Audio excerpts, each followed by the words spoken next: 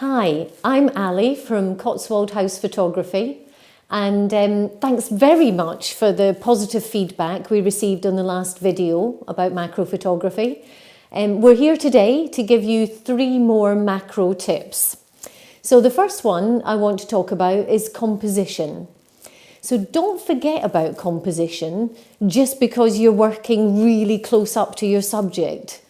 So if you think about leading lines, for instance, when you're working close up to a subject, it might be that your leading line becomes the stem of a flower.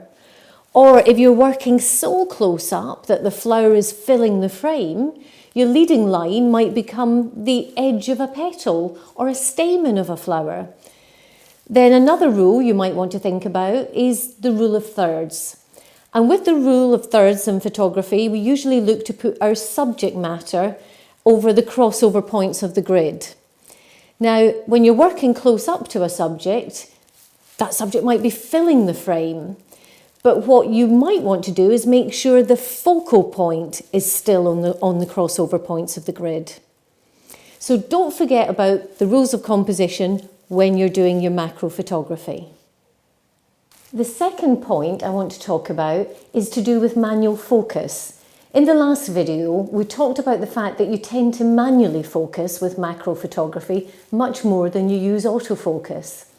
And when I'm using live view, particularly in the studio, but also sometimes out in the garden, live view has an excellent feature where you can use the magnifying glass to zoom in on your subject and fine-tune your focusing.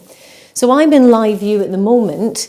I've got the magnifying glass here in the corner, and if I touch it, it takes me zoomed in to the piece of wild garlic that I'm photographing. And then I can use the manual focusing ring on the lens to get that picture as sharp as possible. We're going to show you in detail how we do that on both a Canon and on a Nikon.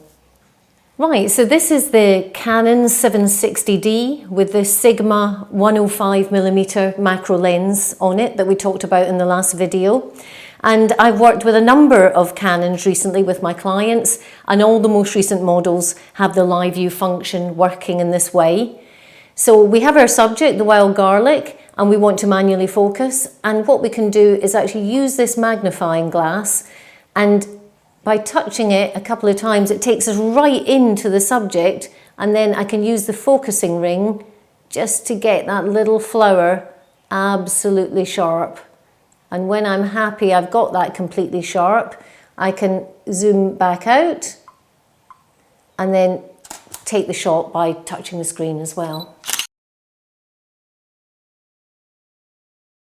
So here we've got a Nikon D800, and we have the Nikon 105mm lens attached to it. And we're taking a picture of an anemone, and we want to make sure we get the center of the flower completely sharp, because we're actually going to crop into this for our final shot to show the center of an anemone. So in this camera, we don't have touchscreen, but what we do have is the magnifying glass symbol that you would normally use to zoom into the photo once you've taken it. And in any of the cameras, whether they're Canon or Nikon, if you've got that magnifying glass, you should find you're able to use it to zoom in live view. So I'm going to zoom in now, and you can see it's taken me right into the stamen, very close, and I can just turn the focusing ring and just make sure I'm getting that focused exactly where I want it. When I've done that, I've got a remote shutter device here. I'm just going to take the image. There we have it. And I'm now confident that when I zoom in on the computer screen to that image, it will be sharp enough for me to crop into it. The third thing I want to talk about is apertures and depth of field. So don't get stuck on one aperture. You might initially take a photograph of the subject at f4 and think, oh, I love that really blurry background, it's looking fantastic.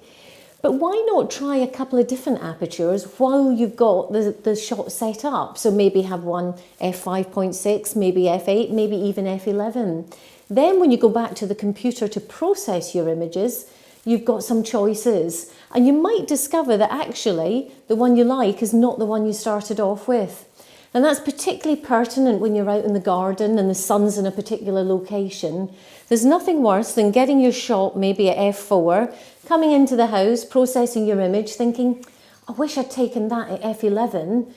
And then when you get back out to the garden, the sun's gone, either behind a cloud or it's in a different place. So I always run through a few different apertures when I'm doing my photography and I've got a composition I really like. So that's the 3 tips.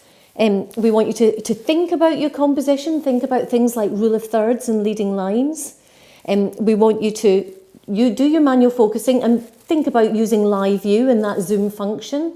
And then lastly, try a few different apertures to get the whole image that you really are in love with. And do have fun with your macro photography, and let's go out, use our macro lenses and make the ordinary look extraordinary. Thanks very much.